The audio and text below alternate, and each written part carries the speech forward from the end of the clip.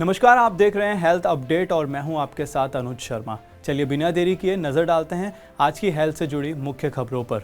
One world TB summit को PM Modi ने किया संबोधित। 2025 तक टीबी मुक्त होगा भारत। प्रधानमंत्री नरेंद्र मोदी आज अपने संसदीय क्षेत्र वाराणसी के दौरे पर हैं। यहां उन्होंने वन वर्ल्ड टीबी समिट को संबोधित किया, जहां उन्होंने कहा कि टीबी मुक्त भारत के लिए निक्षय मित्र बनाने का अभियान शुरू किया गया है। करीब 10 लाख टीबी मरीजों को लोगों ने गोद लेकर उनके इलाज में मदद की है। पीएम नरेंद्र मोदी ने कहा कि कोई भी टीबी मरीज इलाज से छूट नहीं पाएगा।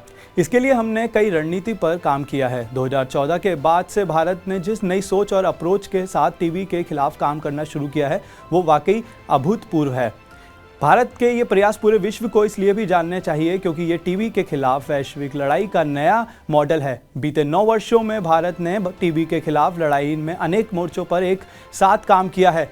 पीएम मोदी ने कहा कि कर्नाटक और जम्मू कश्मीर को टीबी मुक्त अवार्ड से सम्मानित किया गया है। मैं इस सफलता को प्राप्त करने के वाले लोगों को बहुत बहुत बधाई देता हूं। व्रत वाला पैकेट बंद खाना खाने से राजस्थान में 200 से ज़्यादा लोग बीमार। राजस्थान के जैसलमेर में नवरात्रि स्थापना के दिन बुधवार शाम को फूड पॉइजनिंग से 200 से ज़्यादा लोगों की तबीयत बिगड़ी गई, जिनको इलाज के लिए अस्पताल में भर्ती करना पड़ा। पैकेट बंद व्रत का आइटम खाने के बाद लोगों को उल्टियाँ, जी मचलाना, पेट में दर्द जैसी परेशानी होने लगी और लोग अस्पताल की तरफ भागने लगे। बताया जा रहा है कि व्रत के दौरान खाया जाने वाला भगर, जिसे आमतौर पर समा के चावल कहा जाता है, खाने से सभी लोग बीमार हुए। ये एक खास ब्रांड मनपसंद का बताया जा रहा है। हेल्थ डिपार्टमेंट ने सभी को चेतावनी दी है कि फिलहाल वे इस ब्रांड का भगर खाने से बचें।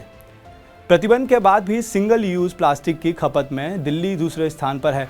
देश भर में प्रतिबंध के बावजूद दिल्ली के शहरी बाजारों में सिंगल यूज़ प्लास्टिक उत्पादक व्यापक रूप से उपलब्ध हैं। Centre for science and environment द्वारा जुलाई से दिसंबर 2022 तक किए गए एक सर्वेक्षण में नागरिकों ने प्रचलन में सिंगल यूज़ प्लास्टिक की दूसरी सबसे बड़ी संख्या के रूप में दिल्ली की सूचना दी।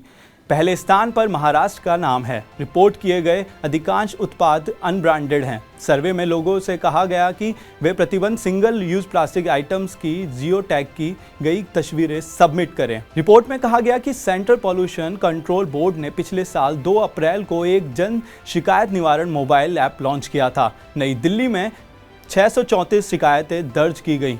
इसके बाद लखनऊ और गाजियाबाद का नंबर आता है। CSE ने कहा कि ये आंकड़े चिंताजनक हैं। IQ एयर द्वारा तैयार विश्व वायु गुणवत्ता रिपोर्ट के अनुसार दिल्ली समेत भारत के कई शहर दुनिया के 50 सबसे प्रदूषित शहरों की सूची में टॉप 10 नंबर पर आते हैं। तंजानिया के प्रकोप के बाद युगांडा ने मारबर्ग स्क्रीनिंग का आदेश दिया। युगांडा ने पड़ोसी देश में मारबर्ग वायरस के घातक प्रकोप के बाद स्वास्थ्य अधिकारियों को तंजानिया से लगी अपनी सीमा पर स्क्रीनिंग बढ़ाने का आदेश दिया है। तंजानिया ने मंगलवार को कहा कि अत्यधिक खतरनाक वायरस के संपर्क में आने से 5 लोगों की मौत हो गई, जो गंभीर बुखार के साथ साथ ब्लीडिंग और ऑर्गन फेलियर का कारण बनता है। बुधवार को सभी जिला स्वास्थ्य अधिकारियों को भेजे गए एक पत्र में और AFP युगांडा के स्वास्थ्य सेवाओं के डायरेक्टर हेनरी म्यूवेसा द्वारा अधिकारियों को बीमारी के लिए चौकन्ना रहने का निर्देश दिया गया।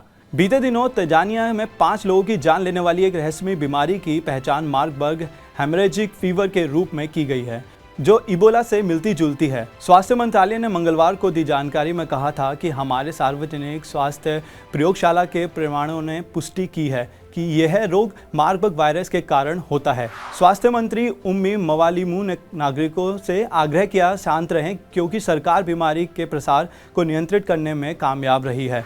देश में तेजी से बढ़ रहे कोरोना के मामले। दिल्ली में 5 महीनों बाद 100 के पार केस। देश में एक बार फिर से कोरोना के मामलों ने रफ्तार पकड़ ली है। पिछले 24 घंटे में 1249 केस सामने आए हैं। एक्टिव केस बढ़कर 7,927 हो गए हैं। अकेले दिल्ली में ही गुरुवार को 117 नए केस मिले हैं। राजधानी में करीब 5 महीनों बाद 100 के पार केस देखे गए हैं।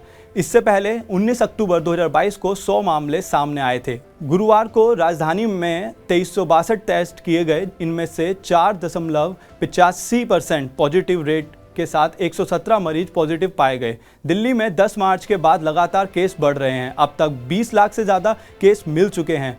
इनमें से 26,524 लोगों की मौत हुई है। आज हेल्थ अपडेट में इतना ही। आप देश और दुनिया की खबरों के लिए देखते रहें TV9 भारतवर्ष।